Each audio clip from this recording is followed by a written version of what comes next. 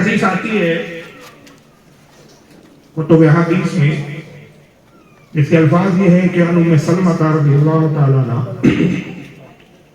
ان رسول اللہ صلی اللہ علیہ وسلم قال یقول،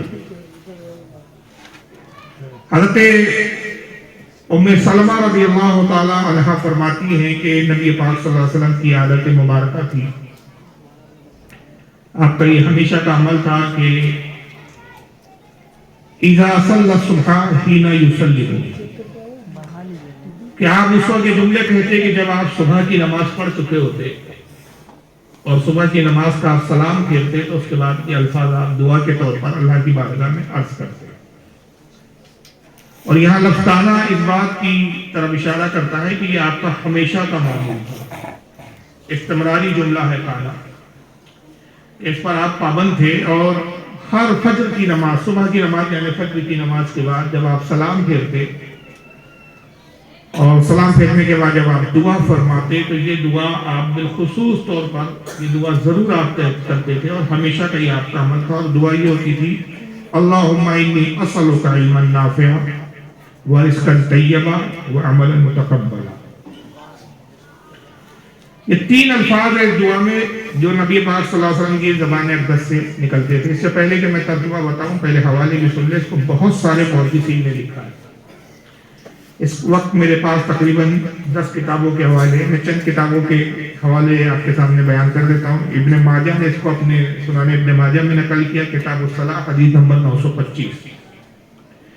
اس کو امام نسائی نے اپنی کتاب السنن الکبریٰ حدیث نمبر 9850 پر، امام عبدالرزاق نے اپنی المصنف میں حدیث نمبر 3191 پر، امام ابن ابی شیبہ نے جو امام بخاری وغیرہ کے استاد ہے ان کی کتاب المصنف حدیث نمبر 29875، امام احمد ابن حنبل نے اپنی مسند احمد کے اندر حدیث نمبر 26521، اور بھی بہت سارے محدثین نے جیسے امام ابی یعلا نے مسند الابی یعلا کے اندر، امام طبرانی نے المعجم الکبیر میں، امام بیہقی نے شعب الایمان میں، امام ابن عبد البر نے جامع بیان العلم و فضلہ، اور بھی بہت سارے محدثین نے تقریباً دعاؤں کے تعلق سے جتنے بھی محدثین نے حدیثوں کو جمع کیا اس دعا کا، اس حدیث کا ذکر ضرور کیا. تو آقا صلی اللہ تعالی وسلم ہر صبح کی نماز کے بعد اپنی دعا میں 3 جملے عرض کرتے رب کی بارگاہ میں. پہلا اللہم انی اسألک علما نافعا، اے میرے پروردگار میں تجھ سے نفع بخش علم طلب کرتا ہوں. کون سا علم مانگتا ہوں؟ نفع بخش، فائدہ پہنچانے والا، نفع دینے والا. ورزقا طیبا، اور میں پاکیزہ رزق تجھ سے مانگتا ہوں، رزق حلال. اور تیسرا پھر آپ جملہ فرماتے وہ عملا متقبلا، اور اپنے اعمال کی مقبولیت کی میں دعا کرتا ہوں، جو بھی میں عمل کرتا ہوں پروردگار تو اس کو اپنی بارگاہ میں قبول فرمائے. یہ ہم غلاموں کی تعلیم کے لیے، ورنہ ہر نبی کا ہر عمل قابل قبول ہے. قابل قبول کیا ہے؟ نبی جو کرے وہی شریعت ہے، وہی عمل جو ہے سنت ہے، اور جو سنت ہے وہ اللہ کا پسندیدہ عمل ہے. تو سنت کی ادائیگی پر جب بندوں کو ثواب ملتا ہے تو نبی کی ہر ادا شریعت ہے، نبی کی ہر ادا دین ہے، نبی کی ہر ادا اللہ کی پسندیدہ ہے. مگر ہم امتی کی تعلیم کے لیے یہ دعا آپ ارشاد فرما رہے ہیں کہ لوگوں جب میں نبی ہو کر یہ دعا کرتا ہوں تو یہ 3 دعائیں تم بھی ہمیشہ اللہ کی بارگاہ میں کرو. یہ کہ علم، لیکن علم کیسا؟ نفع بخش. تو پتہ چلا کہ علم 2 طرح کا ہوتا ہے. ایک علم جو ہوتا ہے کہ جو علم تو ہوتا ہے لیکن نفع بخش نہیں ہوتا، نقصان دہ ہوتا ہے. اور ایک علم ہوتا ہے جو نفع بخش ہوتا ہے، فائدہ مند ہوتا ہے، جس سے اپنی خود کی بھی آخرت سنورتی ہے، اپنے اندر بھی تبدیلی آتی ہے، اور وہی علم جب دوسروں تک پہنچتا ہے تو دوسروں کے لیے بھی نفع بخش اور فائدہ مند ہو جاتا ہے. اور اگر خدا نخواستہ علم نقصان دہ ہو تو خود بھی ایسا علم حاصل کرنے والا اپنے آپ کو ہلاک کرتا ہے، اور وہ علم جب دوسروں میں منتقل کرتا ہے تو دوسروں کو بھی ہلاکت میں ڈال دیتا ہے. اسی بنیاد پر، اس حدیث کی بنیاد پر علماء اہل سنت نے، ہمارے علماء، ہمارے ائمہ نے علم کو 2 کیٹیگریوں میں، 2 حصوں میں تقسیم کیا ہے. کہا گیا کہ ایک علم ہوتا ہے علم نافع، اور ایک ہوتا ہے علم مضر. علم نافع، نفع دینے والا، فائدہ دینے والا علم. علم مضر نقصان پہنچانے والا ہے۔ اب اگر میں اس کی مثال دوں تو بہت لمبی گفتگو کی جا سکتی ہے، بلکہ پورا بیان اسی پر ہو سکتا ہے، لیکن موضوع یہ نہیں ہے۔ لیکن میں نے اپنی موضوع اور اپنی تقریر کا عنوان اس حدیث پاک کو اس لیے بنایا کہ میں آج بتانا چاہتا ہوں کہ مسلمانوں میں جن لوگوں تک علم نافع پہنچا وہ خود بھی ہدایت یافتہ ہوئے اور دوسروں کو ہدایت دینے کا سبب بنے، اور جن تک علم پہنچا لیکن علم نفع بخش نہیں تھا، علم نافع نہیں تھا، علم مضر تھا، نقصان دیتا، تو انہوں نے سمجھا کہ ہم تو علم والے ہیں، عالم فاضل ہیں، اور اپنے علم پر گھمنڈ کیا، مگر اس طرف توجہ نہیں دی کہ یہ جو علم ہے جس کی بنیاد پر وہ گھمنڈ کرتے ہیں، فخر کرتے ہیں، غرور کرتے ہیں، تکبر کرتے ہیں، یہ علم فائدے بخش ہے یا نہیں ہے؟ در حقیقت وہ علم فائدہ بخش نہیں تھا، نقصان دہ تھا۔ وہ اپنے آپ کو تو صحیح سمجھتے رہے، ہدایت یافتہ جانتے رہے، اور خود کو ہدایت یافتہ سمجھ کر وہ علم دوسروں کو اس نیت کے ساتھ کہ ہم گویا دوسروں کو ہدایت دے رہے ہیں، دوسروں تک منتقل کرتے رہے، لیکن چونکہ علم نافع نہیں تھا، اللہ کا پسندیدہ علم نہیں تھا، نتیجہ یہ ہوا کہ خود بھی گمراہ ہوئے اور کروڑوں لاکھوں کو گمراہ کر دیا۔ اور پھر یہ علم جیسے جیسے بڑھتا گیا، علم نافع بڑھتا رہا تو حقانیت بڑھتی رہی، علم نافع بڑھتا رہا تو حق جماعت میں اضافہ ہوتا رہا، اور علم مضر بھی بڑا ساتھ ساتھ میں، جیسے جیسے علم مضر نقصان دہ علم بڑھتا رہا تو فرقے پیدا ہو گئے، نئے نئے فرقے ہوئے، نئے نئے جماعتیں آئی، نئے نئے افکار اور نئے نئے خیالات پیدا ہوتے رہے۔ اس کی بنیاد علم نافع اور علم مضر کی اگر دیکھا جائے تو انسان کی تخلیق کے ساتھ ہی ہوئی ہے۔ حضرت آدم علیہ السلام کی تخلیق ہوئی، فرشتوں کو بھی اللہ نے علم دیا، مگر ان کے علم میں خاص بات تھی، ان کا علم نافع علم تھا، اور نافع بخش علم کی ایک پہچان علماء یہ بیان کرتے ہیں کہ جو علم کے ساتھ عاجزی ہوتی ہے وہ نفع بخش علم ہوتا ہے، جس علم کے ساتھ غرور اور تکبر ہوتا ہے وہ علم نقصان دہ اور علم مضر ہوتا ہے۔ فرشتوں کو جو اللہ نے علم دیا اس میں عاجزی بھی تھی، انکساری بھی تھی، لیکن ان سب کو پڑھانے والا یہ تھا جو معلم الملائکہ کہلاتا تھا، فرشتوں کا استاد کہلاتا تھا، علم اس کے پاس بھی تھا، مگر اس کا علم مضر تھا، اس کو اتنا گھمنڈ ہوا کہ میں فرشتوں کو پڑھاتا ہوں تو مجھ سے بڑھ کر کوئی جاننے والا نہیں، مجھ سے بڑا کوئی سمجھنے والا نہیں، مجھ سے بڑا کوئی عالم نہیں۔ اسی تکبر اور اسی گھمنڈ نے اس کے علم کو اس کے لیے نقصان دہ بنا دیا، اور نتیجہ کیا ہوا کہ جب اللہ تعالیٰ نے آدم کی تخلیق کی اور فرشتوں سے کہا کہ میں زمین پر ایک خلیفہ بنانے والا ہوں، اس بارے میں تم اپنی کیا رائے رکھتے ہو؟ تو فرشتوں نے کہا پروردگار اس کو پیدا کریں گا جو خون ریزیاں کرے گا، تباہی مچائے گا، کیونکہ جناتوں کا تجربہ ان کے سامنے موجود تھا، انسانوں سے پہلے زمین پر جنات آباد تھے اور جنات آپس میں لڑتے تھے، خون ریزیاں کرتے تھے۔ اس تجربے کی بنیاد پر فرشتوں نے عرض کیا، اللہ نے فرمایا انی اعلم ما لا تعلمون، جو میں جانتا ہوں تم نہیں جانتے۔ یہ انسان کو اشرف المخلوقات اس لیے بنا رہا ہوں، اس میں بہت ساری خوبیاں ہوں گی، ضروری نہیں ہے کہ ہر انسان فسادی ہو، ہر انسان خود ریزی کرنے والا۔ انسانوں میں انبیاء بھی ہوں گے، اولیاء بھی ہوں گے، اقطاب بھی ہوں گے، کتب بھی ہوں گے، ائمہ بھی ہوں گے، علماء بھی ہوں گے۔ اور جب آدم کی تخلیق کی اللہ تعالیٰ نے، اور اللہ نے پھر آدم کو بھی علم دیا، نافع علم نافع دیا آدم علیہ السلام، تو اس علم کے ساتھ عاجزی بھی تھی، انکساری بھی تھی، خاکساری بھی تھی۔ اللہ نے کہا کہ آدم چیزوں کے نام بتاؤ، جو علم دیا اس کا ذرا اظہار تو کرو۔ آدم علیہ السلام نے جب اپنے علم کا اظہار کیا تو فرشتوں کو احساس ہوا کہ آدم کے پاس جو علم ہے وہ ہمارے پاس نہیں ہے، ہم سے بڑھ کر علم جاننے والے آدم ہیں۔ فرشتوں نے عاجزی کی، اور کیا کہا؟ یہ جملے ان کے عاجزی پر مبنی تھے، جس کو قرآن نے بیان کیا، پارہ نمبر 1 سورہ بقرہ آیت نمبر 32، قالوا سبحانک لا علم لنا الا ما علمتنا انک انت العلیم الحکیم۔ انہوں نے کہا، بولے کہ پاکی ہے تجھے، ہمیں کچھ علم نہیں مگر اتنا جتنا تو نے ہمیں عطا کیا۔ ہم زیادہ علم تو غرور نہیں کرتے، گھمنڈ نہیں کرتے، جو کچھ علم ہے اس کی بھی اضافت، اس کی بھی نسبت ہم تیری طرف کرتے، تو نہیں ہمیں یہ علم عطا کیا، تیرے لیے پاکی ہے کہ ہم جتنا جانتے ہیں، جو تو نے ہمیں سکھایا اتنا ہی جانتے ہیں، بے شک تو ہی علم اور حکمت والا ہے، حقیقی علم والا تو ہے، حکمت تیرے پاس ہے، یہ عاجزی ہے۔ مگر اس کے برعکس ابلیس کو یہ گھمنڈ تھا کہ یہ خاکی پتلا مجھ سے زیادہ نہ بڑا عالم ہو سکتا ہے، نہ مجھ سے زیادہ افضل ہو سکتا ہے. اپنے علم مضر کی بنیاد پر، اپنے علم کی بنیاد پر اس نے کیا قیاس آرائیاں کی کہ میں آدم کو سجدہ کیوں کروں، آدم کی تعظیم کیوں کروں، آدم کے سامنے میں جھکوں کیوں، آدم کو اپنے سے بڑا عالم و فاضل، اپنے سے برتر و مرتبہ میں بلند و بالا کیوں مانوں. اس کی تخلیق مٹی سے ہوئی ہے. اس نے یہ نہ دیکھا ہے کہ تخلیق کے مسئلہ نہیں ہے، اللہ جس کو چاہتا ہے فضیلت عطا فرماتا ہے. وہ مٹیریلوں کے تقابل میں خوب گم ہو گیا. آج بھی تو کچھ لوگ ہیں نا کہ یہ نہیں دیکھتے کہ نبی کو اللہ نے بلند و بالا کیا. وہ آج نبی سے کیسے تقابل کرتے، محمد بھی انسان ہے، ہم بھی انسان ہیں. نعوذ باللہ من ذالک. محمد کے بھی دو ہاتھ ہیں، ہماری بھی دو ہاتھ ہیں. محمد کی بھی دو آنکھیں، ہماری بھی دو آنکھیں ہیں. محمد کی بھی ایک زبان ہے، ہماری بھی ایک زبان ہے. محمد نے بھی نکاح کیے، ہم نے بھی نکاح کیے. محمد کی بھی اولادیں ہوئی، ہماری بھی اولادیں ہوئی. محمد اور ہم میں کوئی فرق نہیں مگر وہ صرف ہماری طرح ایک انسان. اور دلیل میں کیا لایا، علم مضر کی بنیاد پر دلیل اور جو قیاس آرائیہ کی. سمجھا یہ کہ ہم ہدایت پر، ہم تو قرآن سے دلیل دے رہے ہیں اور قرآن کی دلیل لائی. قل انما انا بشر مثلکم، اے محبوب آپ فرما دیجئے میں تمہاری ہی طرح انسان ہوں. قرآن میں ہے تو ہم تو نبی کو اس لیے اپنی طرح مانتے.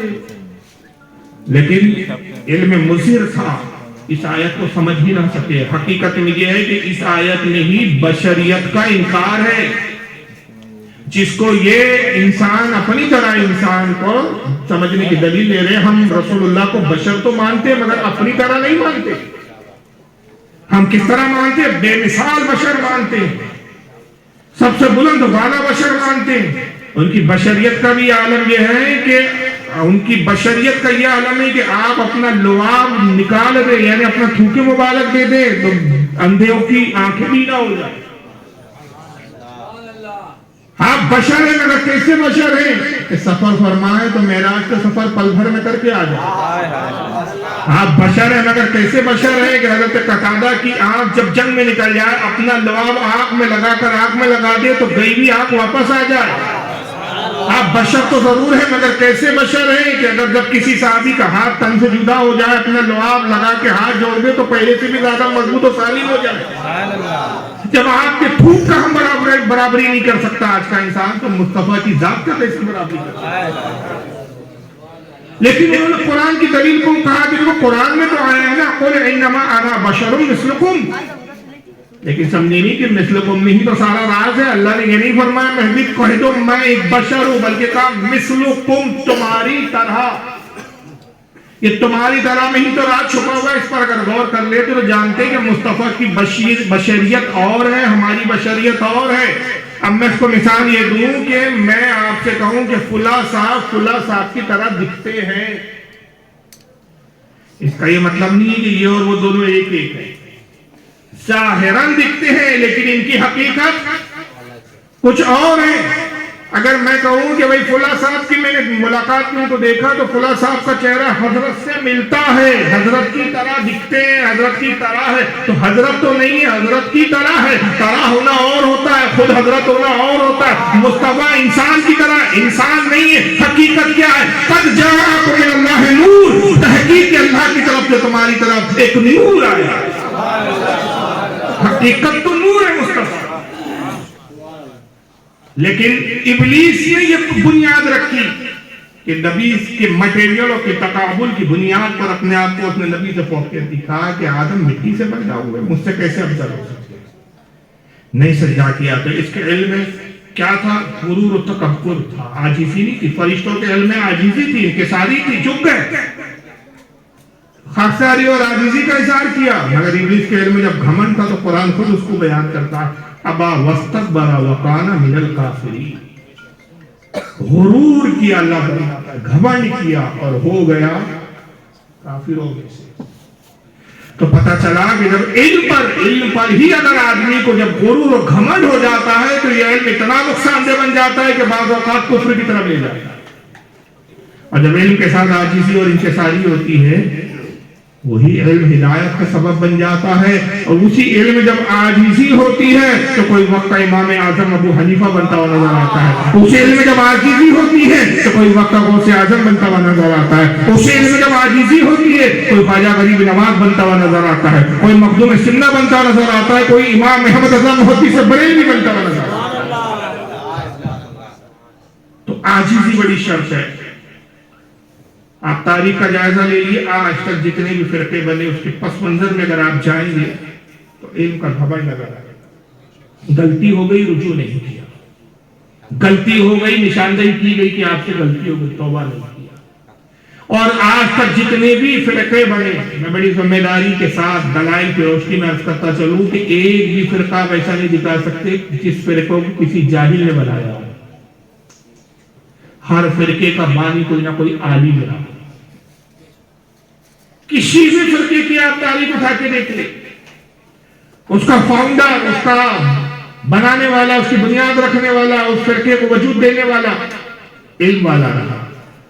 اس کا دعویٰ رہا کہ میں اہل علم سے ہوں، مگر علم میں عاجزی نہیں تھی، نقصان دہ علم ہو گیا، علم مضر ہو گیا. اور نتیجہ یہ ہوا کہ اس علم میں ایسے عقائد اور ایسی باتیں پھر داخل ہو گئی کہ جس نے اس شخص کو اسلام سے ہٹایا، کفر کے دلدل میں لے گیا. اور پھر جن لوگوں نے اس کی پیروی کی، جن لوگوں نے اس کی اتباع کی، پیروی کی، وہ بھی اس کے ساتھ گمراہ ہو گئے. تاریخ اسلام نے، میں آپ کو بتاتا چلوں کہ سب سے پہلا جو فرقہ پیدا ہوا تھا وہ تھا شیعہ فرقہ، اہل تشیع جس کو کہتے ہیں. درمیان میں ایک وقت یہ گزرا، ابتدا میں بڑے زور و شور کے ساتھ وجود میں آیا، مگر پھر ہمارے اماموں کی محنت کا ثمرہ اور نتیجہ یہ ہوا کہ یہ فرقہ گویا ایک گمنامی کے اور پوشیدگی کے جو ہے تہخانوں میں چھپ گیا. مگر کچھ عرصے سے بھی ہم دیکھ رہے ہیں کہ یہ فرقہ پھر دوبارہ عروج پکڑ رہا ہے. سبب کیا ہے؟ دعوے بڑے اچھے ہیں، خوشنما دعوے، لیکن علم جو ہے وہ علم مضر ہے، علم نافع نہیں. ہر فرقے کے گمراہ ہونے کے پیچھے آپ دیکھیں گے علم مضر نظر آئے گا. اس لیے اللہ کے نبی نے اس پر بڑا زور دیا اور کہا کہ اے اللہ میں تجھ سے علم چاہتا ہوں، مگر کون سا علم؟ نفع بخش علم. اللہم انی اسألک علما نافعا، اللہ نفع بخش علم کا میں تجھ سے مطالبہ کرتا ہوں.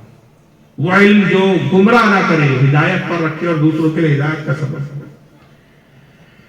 شیعہ فرقہ کا کیا ہوا؟ کیا جماعت میں عالم نہیں ہے؟ بڑے بڑے عالم ہیں، پہلے بھی گزرے، ابھی بھی، اس سے پہلے بھی تھے، ابھی بھی ہیں، اور آئندہ بھی اس فرقے میں عالم ہوں گے. ایسا نہیں کہ علم میں بھی اس فرقے سے عالم اٹھ جائیں گے، مگر عالم تو ہے، علم تو ہے، لیکن علم نافع نہیں ہے، علم مضر ہے. آج ہمارا نوجوان اس کی طرف بڑا متاثر ہو رہا ہے، کیونکہ اس فرقے کا ایک بڑا خوشنما نعرہ ہے، اور وہ ہے محبت اہل بیت. اب اہل بیت سے محبت کو کس کو انکار ہے؟ آپ پہ کسی کو انکار ہے؟ بولیے. کیا آپ امام حسین سے محبت کرتے ہیں یا نہیں کرتے؟ امام حسن سے کرتے ہیں، مولا علی سے کرتے ہیں، سیدہ فاطمہ خاتون جنت سے کرتے ہیں. ہم نبی کی ہر اولاد سے محبت کرتے ہیں. یہ تو ہمارے ہی امام نے کہا تیری نسل پاک میں ہے بچہ بچہ نور کا، تو ہے عین نور، تیرا سارا گھرانہ نور کا. یہ تو ہمارے ہی امام نے کہا نا، کسی اور نے تو نہیں کہا.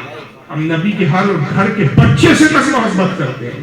جب ہم نبی کے ہر بچے کو عین نور مانتے ہیں اور مصطفیٰ کو عین نور مانتے ہیں، تو پھر امام حسین کا کیا کہنا، امام حسن کا کیا کہنا؟ ارے ان کی محبت تو ہم پہ فرض عین ہے، کیونکہ یہ محبت کسی مولانا نے ہم کو نہیں کہا کہ ان سے محبت کرنا فرض ہے.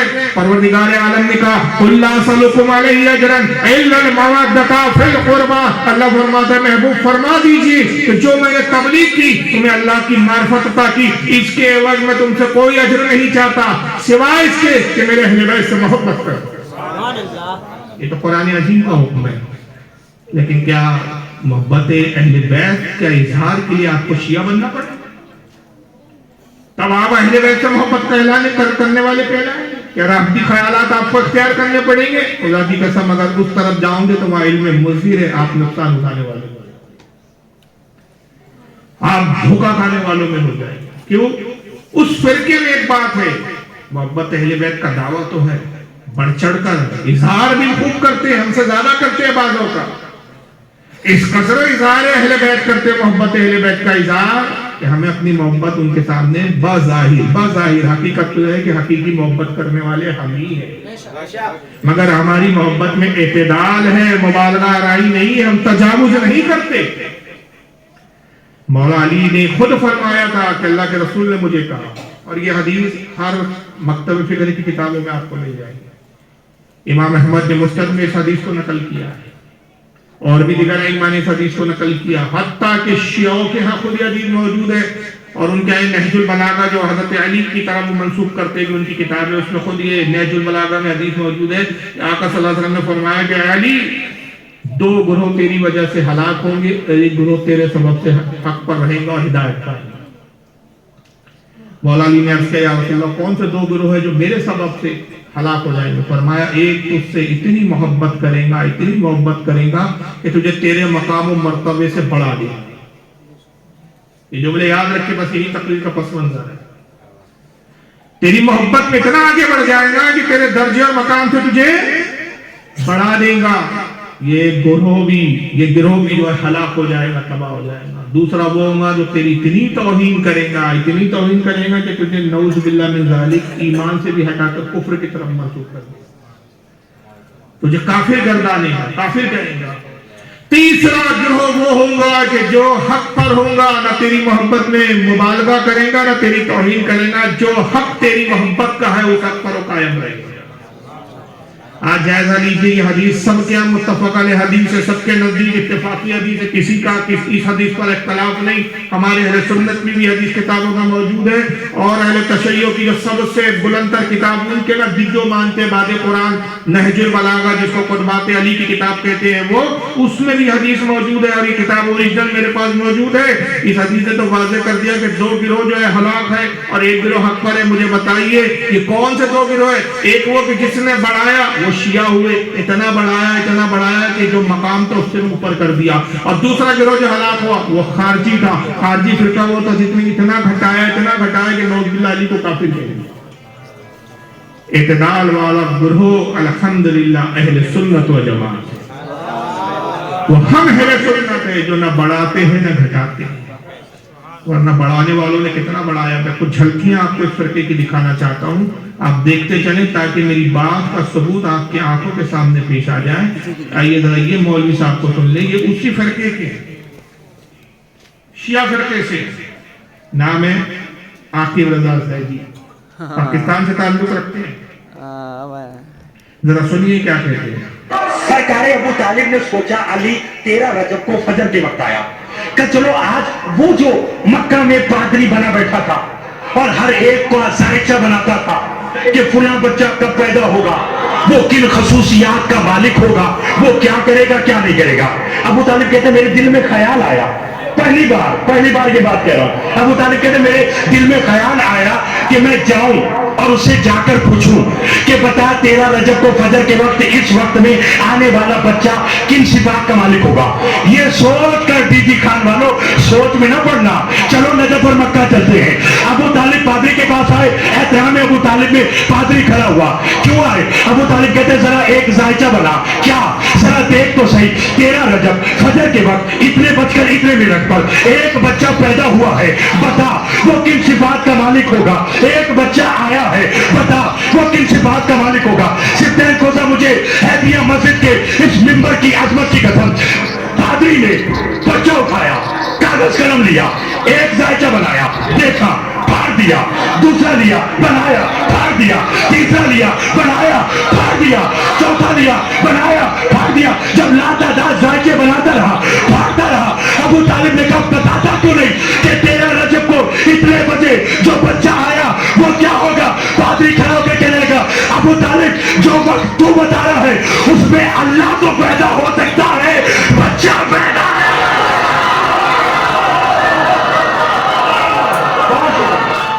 آپ کے تو سمجھ میں آئی بات؟ 13 رجب وہ تاریخ ہے جس دن مولا کائنات حضرت مولا علی دنیا میں تشریف لائے۔ ہم مولا اس معنی میں نہیں کہتے کہ جو اللہ کو مولا کہا گیا قرآن، مولا ہم اپنے آقا کے معنی میں کہتے ہیں، مددگار کے معنی میں کہتے ہیں، کیونکہ ہمارے رسول نے فرمایا من کنت مولا فہذا علی مولا، جس کا میں مولا علی بھی اس کا مولا۔ ہم اس حدیث کے تسلیم کرتے ہیں، اس کو قبول کرتے ہیں، اور اس حدیث کے تحت ہم مولا علی کو مولا مانتے ہیں، مگر یہ نہیں مانتے جو انہوں نے مبالغہ کیا۔ انہوں نے کہا علی تجھے اتنا بڑھائیں گے تیرے مقام سے بلند کر دیں گے اور یہ گروہ ہلاک ہو جائے گا۔ یہ شیعہ گروہ ہے، کیا کہہ رہے ہیں؟ 13 رجب کو علی پیدا ہوئے، ابو طالب جو علی کے والد ہیں، حضرت علی کی پیدائش کے بعد ابو طالب اپنے ایک راہب دوست کے پاس گیا. راہب کہتے ہیں جو یہودیوں کا پادری ہوتا ہے, یہودیوں کا عالم ہوتا ہے. اس سے کہا بھائی تیرا جب یہ وقت پر ایک بچہ پیدا ہوا, ذرا ذائچہ بنا, اس کی قسمت کا حال بتا, فیوچر بتا, اس کا مستقبل بتا, اس گھڑی میں پیدا ہونے والے بچے کا مستقبل کیا ہوگا, یہ بچہ آگے جا کے کیسا رہے گا, کیا بنے گا.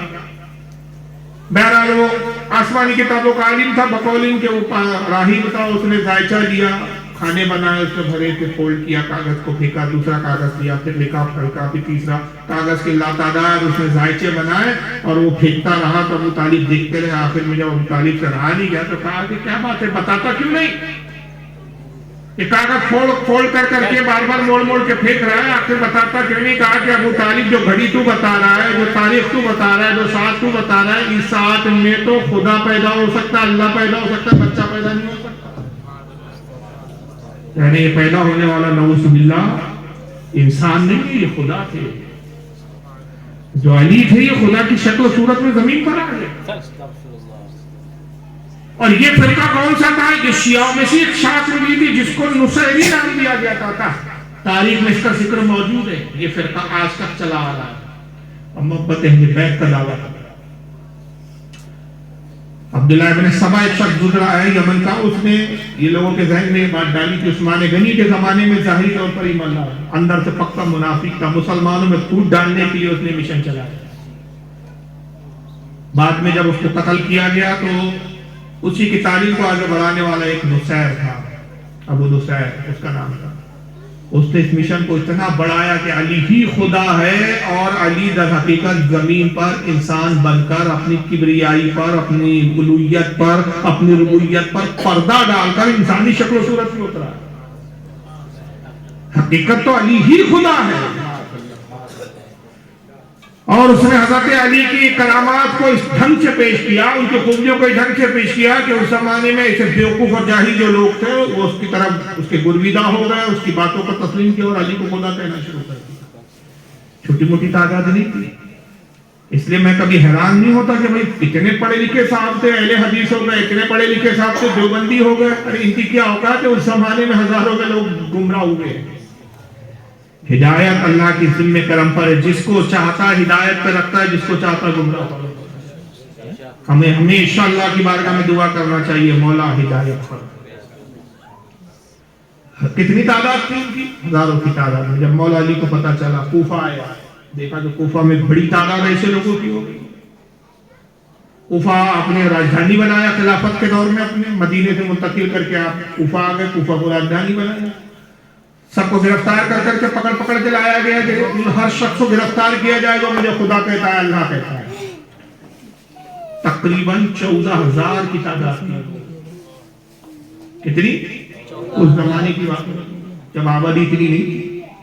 آج بھی اگر 14,000 لوگ یہ کہنے آپ کے سامنے آ جائے کہ بھئی علی خدا ہے تو آپ حیران ہوں گے کہ نہیں ہوگے.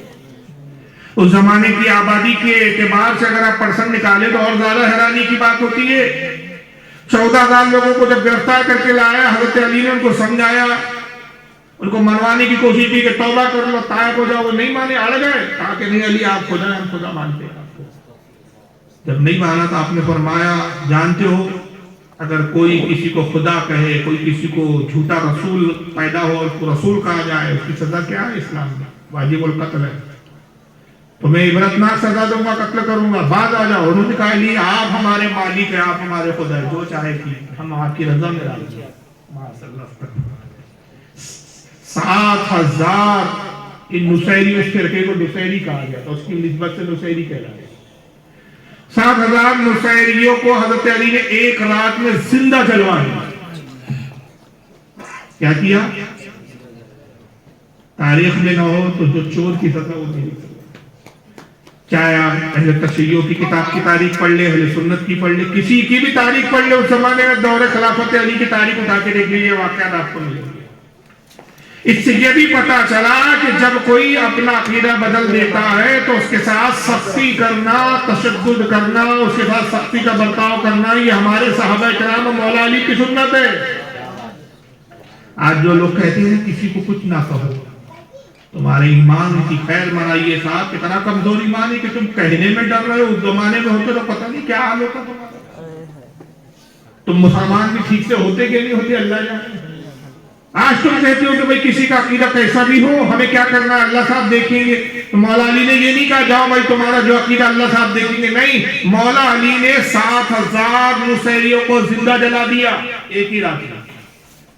पूरी रात ये जिंदा जलाने का काम चलता रहा, सुबह हो गई, फजर का वक्त हो गया, आपने कहा कि जो बाकी आधे बच्चे इनको कल जलाओ। दूसरी रात हुई, फिर उनको जमा करके एक मैदान में लाया गया, आपने फरमाया देखो तुम्हारे आधे साथियों को मैं जिंदा जला चुका हूं, अब तुम्हारा नंबर है, मगर एक मौका देता हूं, हो सकता है कि ये दिन की मोहलत अल्लाह ने इस हिकमत से दी हो कि शायद तुम तौबा कर लो, तौबा कर लो अपने अकीदे से, अब जी वक्त है कि तायब हो जाओ। तो वो बदबख्त अपने बातिल अकीदे पर कितने मजबूत थे, उन्होंने कहा ये आप हमें जिंदा जला दीजिए, हम मरते मरते यही कहेंगे कि आप ही खुदा है।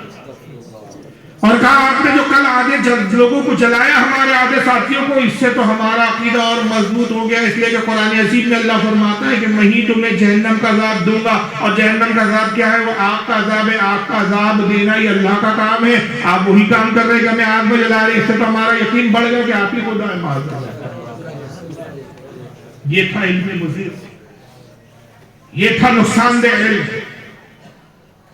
जिसने ऐसे दलाइल उनके दिमाग में भर दिए कि बातिल थे और वो अली से मुनाजरा कर रहे और अली को मानने के लिए तैयार थे, उनको भी जला दिया मौला।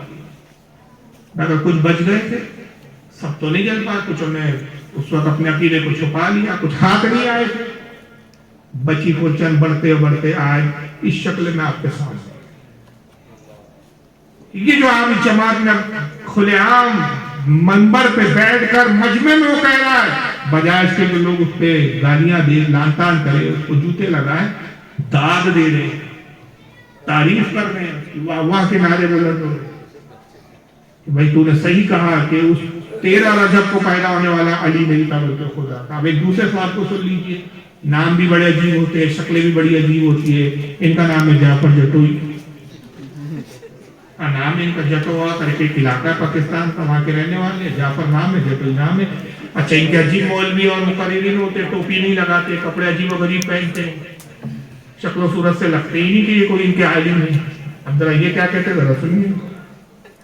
अभी गाड़ी मेरे पास है, ये चाबी अभी दूंगा, बाकी जितनी जायदाद लाहौर जाके तुम्हारे नाम लगवा दूंगा, कोई बंदा उठे। देखिए अकीदा बातिल बयान कर रहा है, मैंने रोका यहाँ, अकीदा बातिल बयान कर रहा है, मगर अपने अकीदे पर कायम कितना है, चैलेंज कर रहा है, कहता है ये चाबी भी दूंगा, गाड़ी की, कार होगी उसकी, गाड़ी भी दूंगा, इनाम भी दूंगा, ये चाबी भी दूंगा, गाड़ी भी दूंगा, कोई बंदा खड़े होके बता दे। अब क्या उसका चैलेंज है जरा सुनिए, और उस चैलेंज के जरिए क्या बताना चाह रहा है।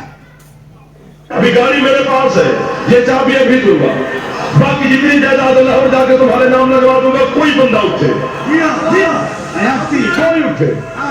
वो मुझे हजरत सलमान फारसी से एक सवाल साबित करे कि कभी सलमान ने अली से पूछा, या अली तख्त खिलाफत आपका है, छीनते क्यों नहीं, जिन्होंने बतूल का हक नहीं दिया, उनके दरबार में क्यों जाते हो, जो मोहम्मद के जनाजे में नहीं है आप उनके पास बैठते क्यों हो।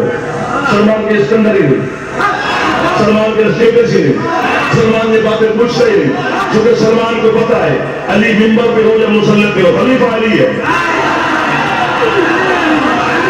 सलमान क्या बातें पूछता है, सलमान क्या पूछता है, सलमान कहते मौला आप कब से हैं,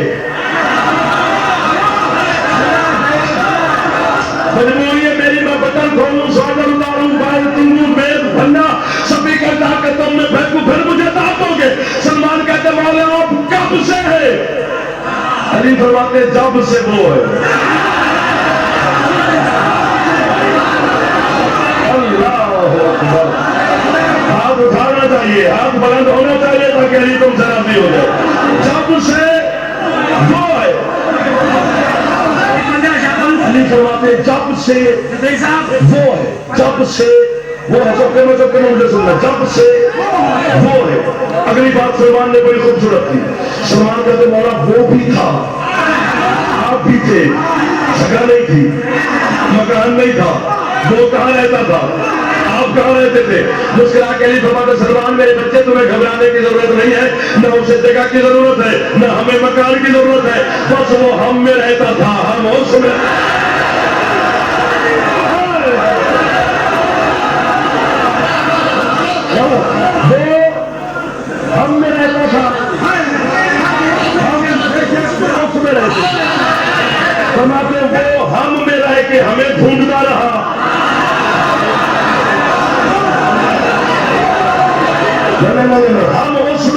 اسے ڈھونڈتے ہیں. بس ایسے سلمان گزرتی رہی.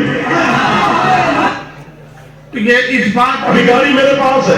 گاڑی یا جائیداد اس بات پر دینے کا اعلان کر رہا ہے کہ سلمان فارسی نے علی سے کبھی یہ نہیں سوال کیا کہ مولا علی آپ ان کے دربار میں جاتے تھے اور جنہوں نے آپ کی خلافت آپ کا حق چھین لیا. کیونکہ شیعہ کا عقیدہ کیا ہے کہ پہلے خلیفہ کون ہونے چاہیے تھے؟ حضرت علی. ابو بکر نے خلافت چھین لی. جنہوں نے آپ کی بیوی کا باغ کھا گیا, باغ فتح کہتے کہ ایک باغ تھا جو رسول اللہ نے اپنی بیٹی حضرت فاطمہ کو دے دیا تھا, وہ بھی حضرت ابو بکر نے غصب کر دیا. معاذ اللہ.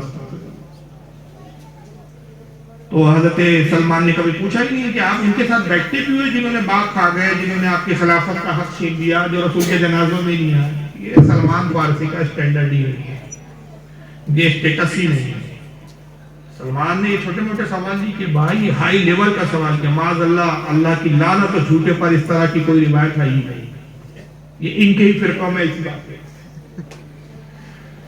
نعوذ باللہ, سلمان فارسی جیسا جلیل القدر صحابی ایسا بےہودہ سوال کر ہی نہیں سکتا. بری ہے حضرت سلمان فارسی کی ذات, اور جو کچھ مولا علی کی طرف منسوب کیا کہ علی نے یہ جواب دیا, اس سے بھی علی بری ہے اللہ کی لعنت اور جھوٹوں پر. سلمان فارسی نے کیا سوال کیا کہ مولا یہ بتائیے, علی یہ بتائیے کہ آپ کب سے؟ حضرت علی نے کہا جب سے وہ, جب سے اللہ ہے. جب کہ یہ بنیادی توحیدی عقیدہ ہے کہ اللہ کی ہی ذات ازلی اور آبادی ہے, وہ ہمیشہ سے تھا, ہمیشہ ہے, ہمیشہ رہے. یہاں تک کہ ہم ازلی اور آبادی تو رسول اللہ کو بھی نہیں مانتے, علی تو بہت بعد میں. انبیاء کو نہیں مانتے, انبیاء بھی ہمیشہ سے تھے نہیں, بعد میں اللہ نے وجود دیا. ایک عقیدہ اور ہے ہمارا خدا کے تعلق سے جو عقیدہ توحید کے اندر شامل ہے اور عقائد کی کتابوں میں ہے کہ اللہ کے علاوہ ہر شے, ہر چیز, ہر مخلوق حادث ہے. اللہ کی ذات غیر حادث ہے. حادث کسے کہتے ہیں؟ حادث یعنی پہلے تھی نہیں, وجود ہوا فنا ہو جائے گی. آپ اور ہم پہلے تھے, بولو ہم ہیں, کل فنا ہو جائے گی. مگر جب ہم نہیں تھے تب بھی خدا تھا, جب ہم نہیں ہوں گے تب بھی خدا ہوگا. یہ ہے غیر حادث. نہ وہ کسی سے پیدا ہوا, نہ کسی سے جنا, نہ اس کو موت ہے. وہ حی ہے اور قیوم ہے, خود زندہ اور دوسروں کو زندگی عطا فرمانے والا, مگر اس کے علاوہ سب فانی. کل من علیہا فان, ہر شے کو فنا ہے سوائے اس کے. تو یہ بنیادی عقیدہ ہے, لیکن اس عقیدے کے خلاف یہ فرقہ ہے. محبت اہل بیت کا دعوے میں دیکھیں کتنا مبالغہ. علی سے پوچھا سلمان فارسی نے کہ مولا آپ کب سے؟ تو نعوذ باللہ کہتا ہے کہ علی نے جواب یہ دیا کہ جب سے وہ. تو دوسرا سوال کیا حضرت سلمان فارسی نے, کہا کہ جب وہ بھی تھا آپ بھی تھے, جگہ تو تھی نہیں, کوئی اسپیس نہیں تھا, کوئی زمین نہیں تھی, چاند سورج سیارے ستارے کچھ بھی نہیں تھا. جب جگہ نہیں تھی تو وہ کہاں رہتا تھا اور آپ کہاں رہتے تھے؟ تو معاذ اللہ یہ جھوٹا قذاب کہتا ہے کہ علی نے جواب میں کہا کہ وہ ہم میں رہتا تھا, ہم اس میں رہتے تھے. وہ ہم میں رہ کر ہمیں ڈھونڈتا تھا, ہم اس میں رہ کر اس کو ڈھونڈتے تھے. بس یوں ہی گزر رہی. آپ بتائیے یہ عقیدے کیا واقعی اسلام کے عقیدے؟ یہ تو ہندو غیر مسلم مشرکوں سے بھی بدترین عقیدے. کم سے کم وہ بھی اس طرح کے عقیدے نہیں رکھتے اپنے بھگوانوں کے بارے میں, اس طرح کی بات. یہ تو اس سے بھی بدتر ہے. اور پھر بات یہیں پر ہی رکی. ایک منظر پیش کیا ہے, لیکن اس سے پہلے کہ میں انصاف کو دکھاؤں, پہلے آپ کو تھوڑا سا میں حقیقی اہل سنت کا عقیدہ اس تعلق سے بیان کر دیتا ہوں, تب آپ کو کلیم اچھے سے سمجھ میں آئے گی. یہ علی باقر نقوی ہے, یہ بھی اسی جماعت کے مولوی ہے. ہمارا عقیدہ کیا ہے؟ میں نے عرض کیا کہ اللہ ہمیشہ سے تھا, ہمیشہ ہے, ہمیشہ رہے گا. ایک وقت یہ آئے گا کہ اللہ جب قیامت برپا کرے گا سب کو فنا فرمائے گا, سب کچھ ختم. نہ زمین, نہ آسمان, نہ چاند, نہ سورج, سیارے, ستارے, جنت, دوزخ, سب فنا, صرف رب کی ذات. وہی کیفیت جیسے ان چیزوں کی تخلیق سے پہلے تھا. کچھ بھی نہیں, آسمان بھی نہیں, صرف رب کی ذات. اور باقاعدہ اس تعلق سے حدیثوں میں آیا کہ رب تبارک و تعالیٰ ندا فرمائے گا, کہیں گا کہاں ہے وہ آج جابر ظالم بادشاہ ظلم کرنے والے. کہاں ہے وہ طاقتوں پہ اترانے والے؟ کہاں ہے وہ اپنے مال پر گھمنڈ کرنے والے؟ کہاں ہے وہ عیش و عشرت پر نازا ہونے والے؟ کوئی ہو تو جواب نہیں، کوئی ہے ہی نہیں، وقت ہی نہیں ہوگا، کچھ بھی نہیں ہوگا۔ جب تک چاہیں گا رب تبارک و تعالیٰ کی کیفیت ہوں گے، جب ایک کن فرمائے گا دوبارہ سب کو زندہ کر دیا جائے گا۔ ساری مخلوق یکلک ایک ہی ساتھ سب کی سب وجود میں آ جائیں گی اور حشر برپا ہوگا اور پھر حساب و کتاب ہوگا۔ یہ ہے ہمارے یہاں کا عقیدہ، لیکن ذرا ان کا عقیدہ سنیے اس کے بعد۔ اور یہ وہ عقیدہ ہے جو توحیدی عقیدے کہلاتے ہیں۔ عقائد کی بات ہے وہ کہ جس پر ایمان لانا فرض ہے، اس کا انکار کفر ہے، یہ سب کو فنا ہونا ہے، یہ عقیدہ ہے، فرض ہے یہ عقیدہ، اس کو ماننا۔ رب تبارک و تعالیٰ کے علاوہ کچھ نہیں رہے گا، یہ فرض ہے۔ اللہ پھر زندہ فرمائے گا، حشر کا میدان برپا ہوگا، اعمال تولے جائیں گے، عقیدے دیکھے جائیں گے، ایمان دیکھا جائے گا، ایمان کی بنیاد پر جنت ملے گی، بے ایمانی کی بنیاد پہ دوزخ میں ملے گی۔ یہ سارے جو عقیدے ہیں اس پر ایمان لانا فرض ہے، اس پر اگر کسی کا ایمان نہیں تو وہ مسلمان نہیں۔ مگر ایسے عقیدوں میں بھی ان کے کیا خیالات ہے، ذرا ان کی سنیے۔ خمینی اپنی کتاب سر الصلاۃ میں لکھتے ہیں، خمینی اپنی کتاب سر الصلاۃ میں لکھتے ہیں، امام کے قول کے ساتھ کچھ بھی نہیں بچے گا، سورج، چاند، ستارے، نجم، کواکب، روحیں، جنس، انس، فرشتے، کچھ بھی نہیں بچے گا، صرف اللہ رہ جائے گا۔ اللہ ہوئی ہوگا بس، اور کچھ نہیں ہوگا، ہر جگہ ہو ہوگا، روح کا عالم ہوگا، صرف اللہ رہ جائے گا۔ جب وہ اکیلا رہ جائے گا تو میں نے کہتے ہیں اکیلے میں اس کا دل گھبرائے گا،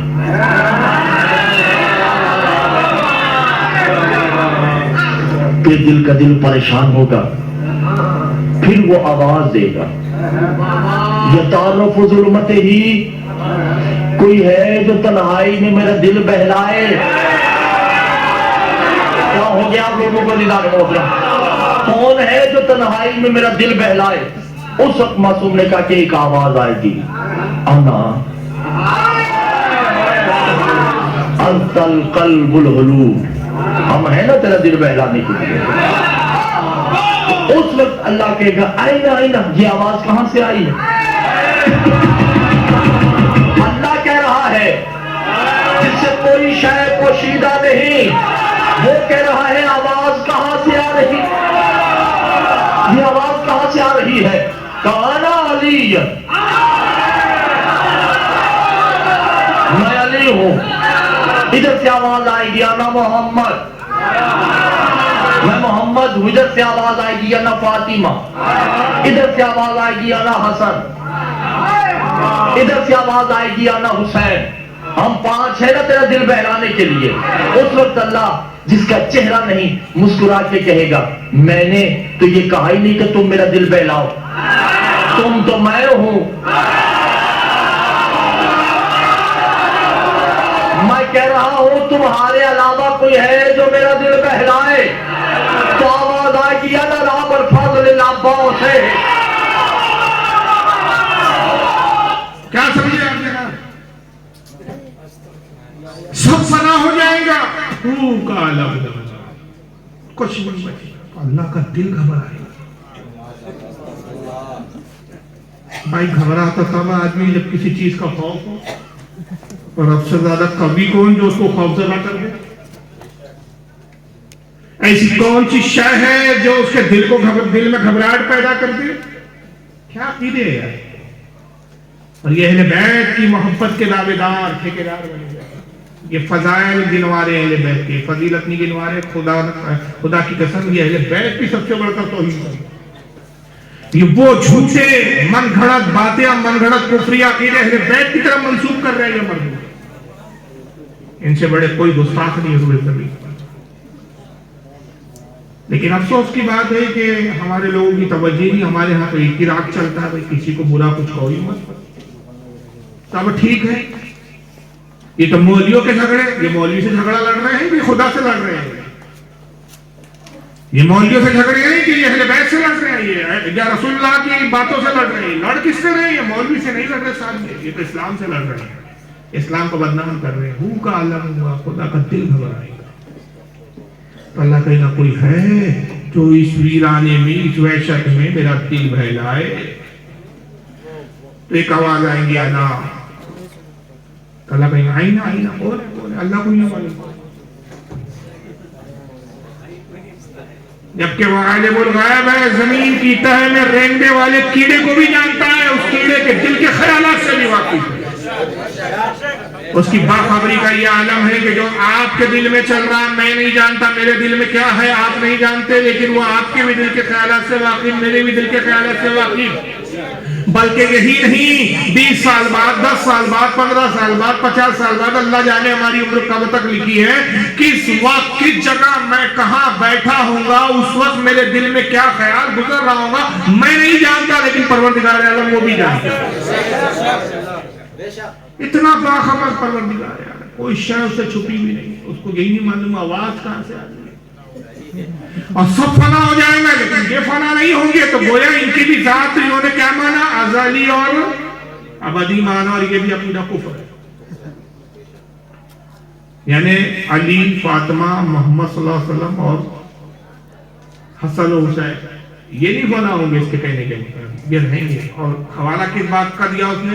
خمینی، آیت اللہ خمینی جو ایران کے ان کے بہت بڑے علامہ گزرے، ان کی کتاب سر و صلاح، اس کا حوالے سے بیان کر رہا ہے، اپنی فرقے کی کتاب کے حوالے سے بیان کر رہا ہے. آواز آئیں گی میں ہوں نا انتا، اللہ فرمائے گا آئینہ کون ہے، کہاں سے آواز آئی؟ انا علی، انا علی، میں ہوں نا علی. اللہ کو یہ بھی نہیں معلوم کہ آواز کہاں سے آ رہی ہے، آواز دینے والا کون ہے. اتنا بے علم، اتنا لا علم. پھر ایک طرف سے آواز آئیں گی انا محمد، میں محمد ہوں.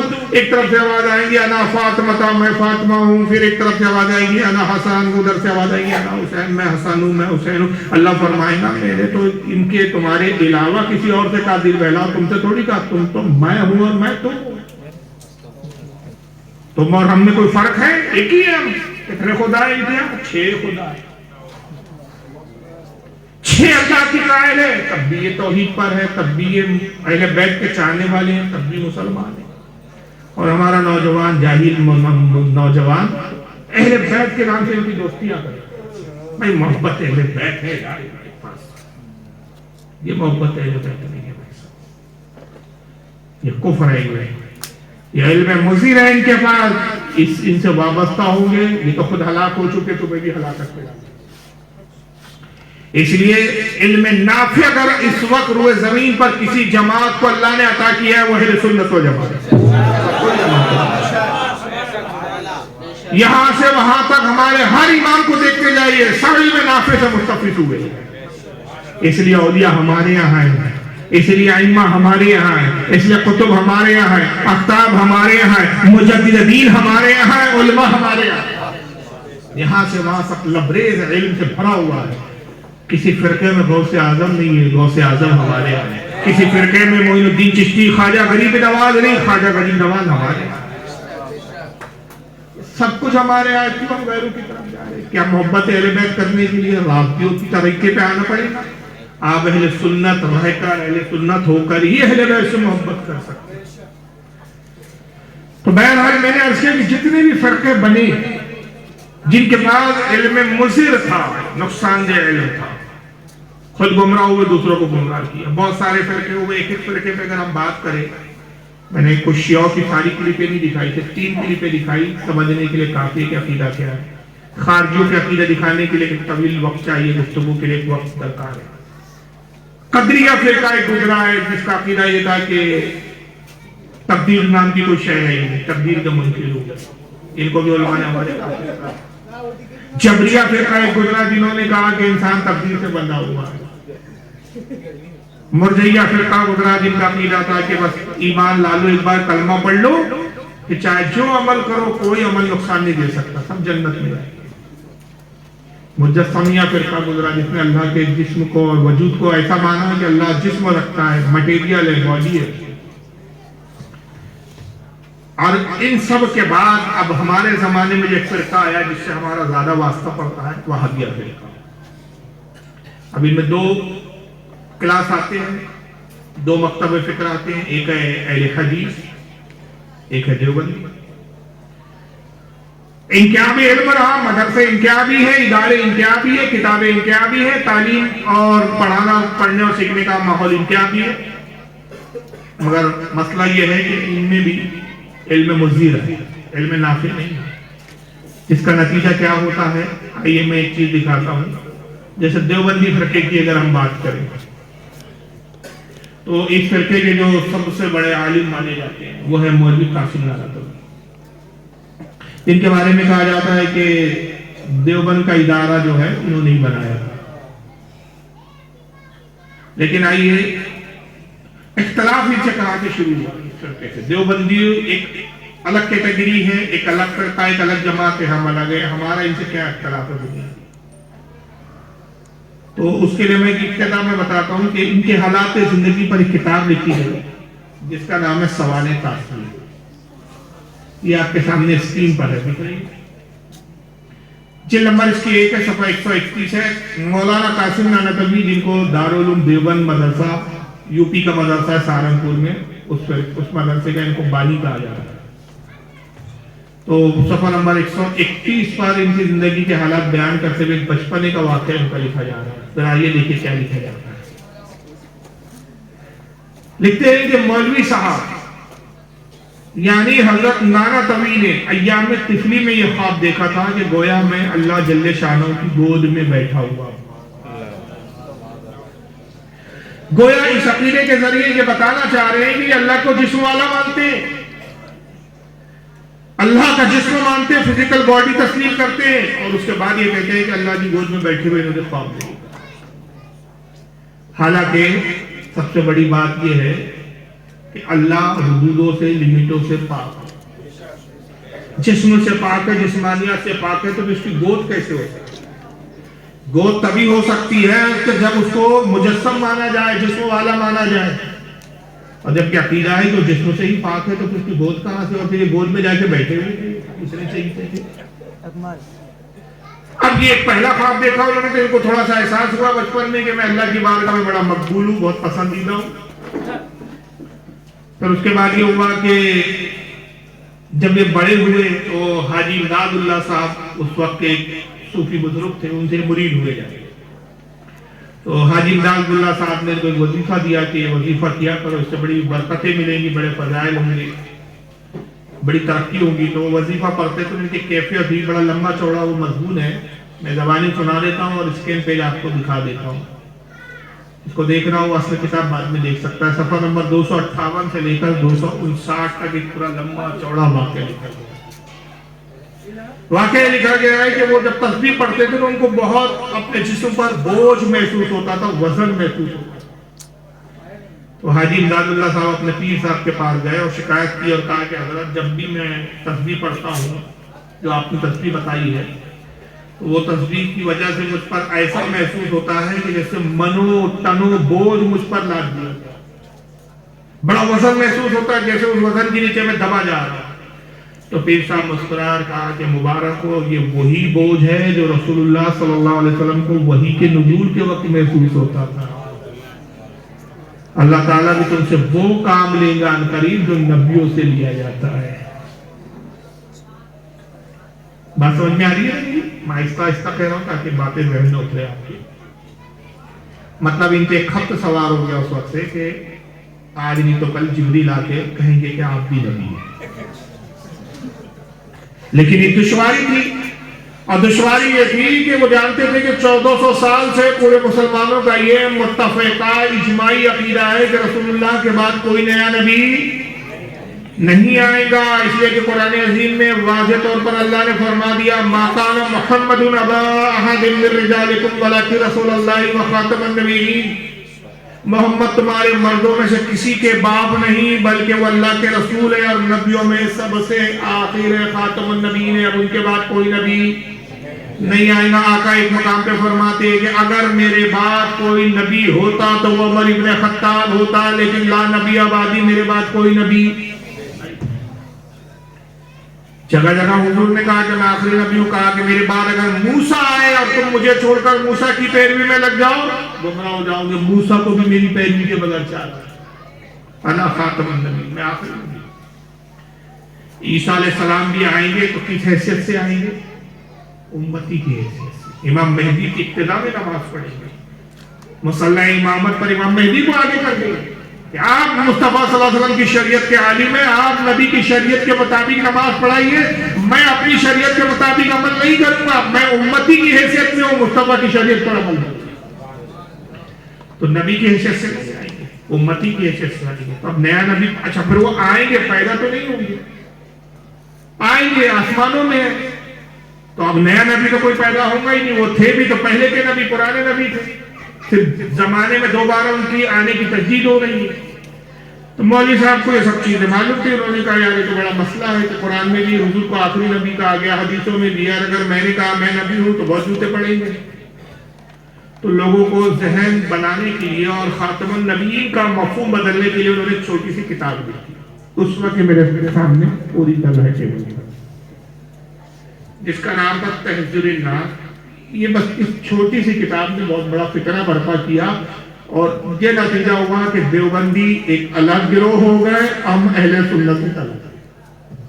یہ اتنی سی کتاب نے قوم نے اتنا بڑا اختلاف پیدا کیا, اتنا بڑا فتنہ پیدا کیا. انہوں نے تحذیر الناس نامی کتاب لکھی, اور اس کتاب میں انہوں نے خاتم النبیین کا ایک نیا معنی بیان کیا. اور وہ کیا بیان کیا؟ بڑے دشوار عبارتیں ہیں, لیکن میں آسان کرنے کی کوشش کروں گا آپ کے سامنے. یعنی دشوار مطلب عوام کے اعتبار سے, کہ اردو تھوڑی ایسی ہے کہ عوام نہیں سمجھ پاتی ہے. صفحہ 22, صفحہ 43, ایسے کئی صفحوں پر انہوں نے مختلف عبارات لکھی, جس میں مفہوم یہ ہے کہ یہ لکھتے ہیں کہ رسول اللہ صلی اللہ علیہ وسلم خاتم النبی اس معنی کے اعتبار سے ہیں. اگر بالفرض آپ کے زمانے میں بھی کہیں اور کوئی نبی اور جب بھی آپ کا خاتم ہونا بدستور باقی رہتا ہے, کیوں رہتا ہے میں اس کو آسان کر کے سمجھاتا ہوں, پہلے بار سے پڑھ لو. یعنی اگر بالفرض آپ کے زمانے میں یا بالفرض آپ کے بعد بھی کوئی نئی نبی فرض کیا جائے تو بھی خاتمیت محمدیہ میں فرق نہ آئے گا, کیونکہ فقر عالم صلی اللہ علیہ وسلم خاتم فقط اس معنی کر نہیں کہ آپ سب سے پچھلے زمانے کے نبی ہیں جیسے کہ عوام کا خیال ہے, بلکہ جیسے آپ خاتم زمانی ہیں ویسے ہی آپ خاتم ذاتی اور خاتم رتبی نبی تھے. یعنی کہہ رہے کہ رسول اللہ زمانے کے اعتبار سے آخری نبی نہیں ہے جیسے عوام سمجھتی ہے. عوام کیا سمجھتی ہے؟ حضور سب سے آخر میں آئے زمانے میں, سب سے آخری زمانہ ہے, اس لیے حضور خاتم النبی ہے. یہ عوام کا خیال غلط ہے. بلکہ حضور کس اعتبار سے خاتم النبی نہیں کہ جو رتبہ ہے, جو مقام ہے, اس مقام کے آپ نبی ہیں کہ وہ مقام اب کسی نبی کو نہیں ملیں گے. آپ رتبے کے اعتبار سے, اپنی ذات کے اعتبار سے خاتم ہے. حضور کے بعد اب اگر کوئی نبی آئے تو نبی ہو سکتا ہے, لیکن رسول کے رتبے کا نبی نہیں ہوگا, رسول کے برابر کا نبی نہیں ہوگا, نبی پاک صلی اللہ علیہ وسلم کے مقام کے برابر نبی نہیں ہوگا.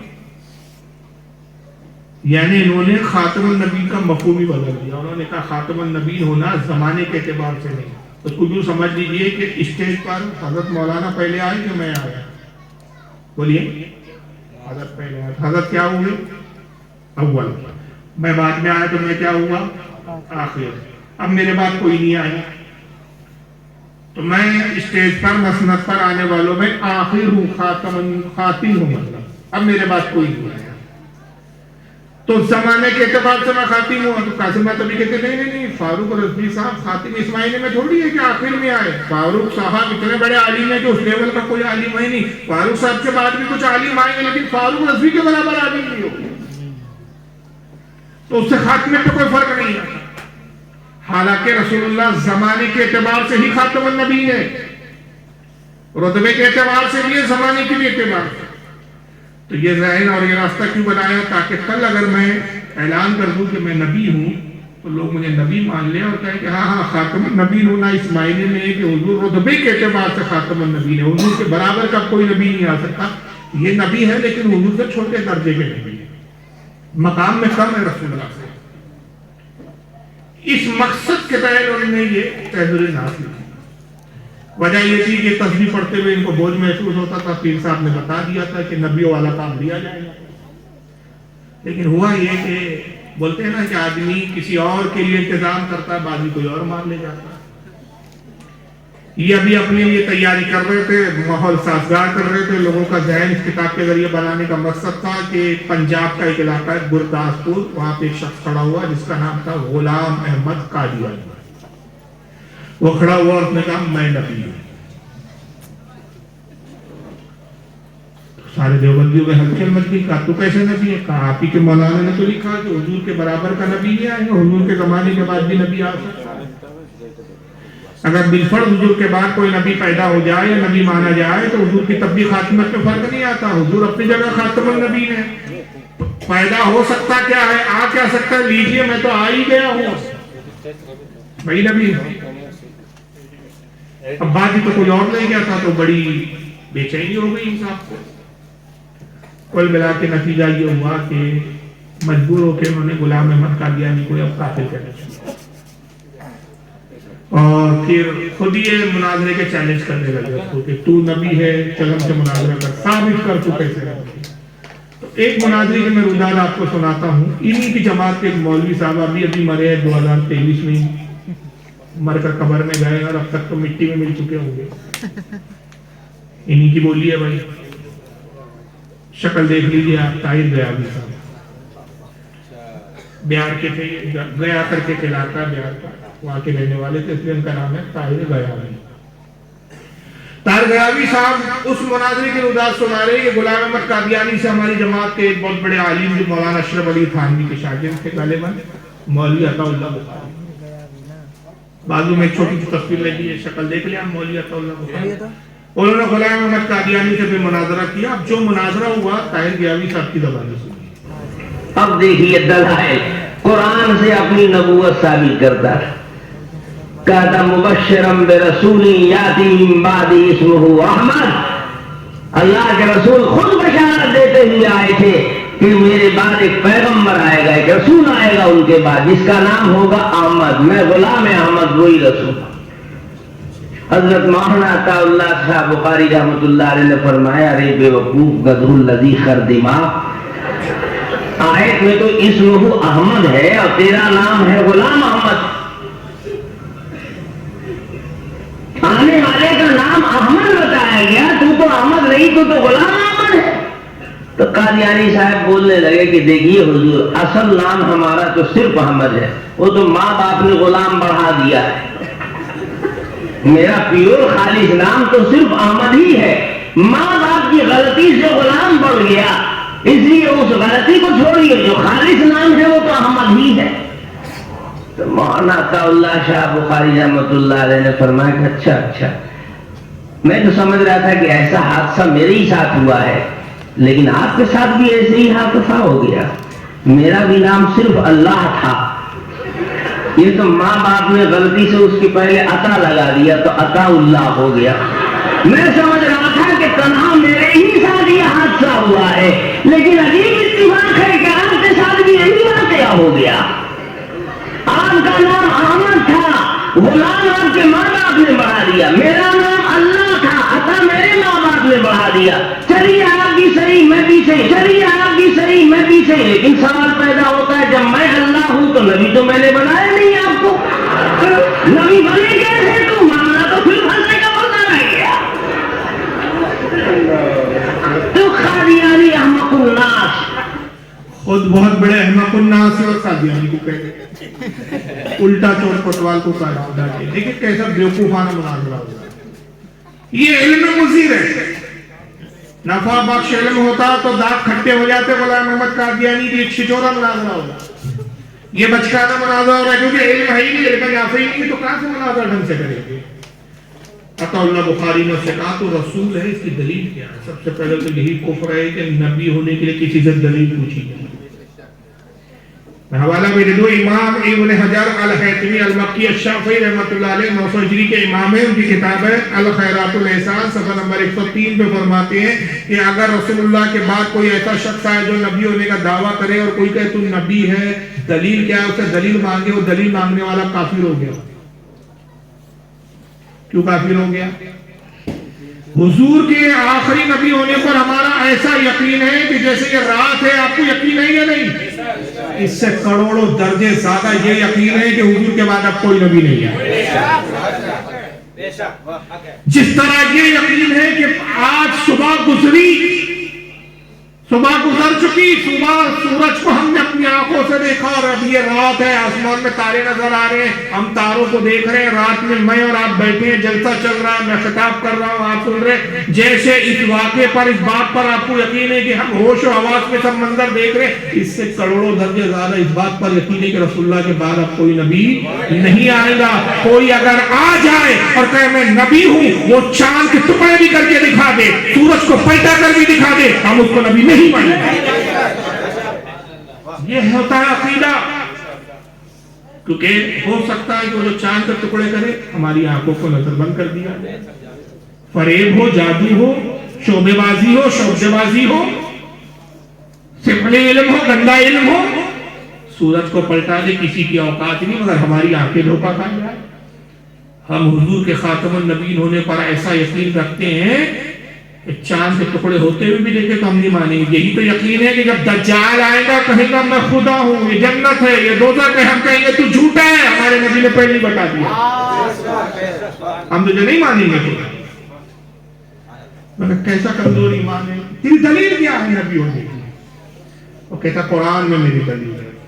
اس نے قرآن کی آیت پڑھی، پارہ نمبر پہ میں نے بتایا، میں بتا دیتا ہوں، 28واں پارہ تھا جس کی آیت پڑھی تھی، غلام احمد کر دیا بقول ان کے، سورہ الصف آیت نمبر 6، اس نے کہا مبشرا برسول یأتی من بعد اسمہ احمد۔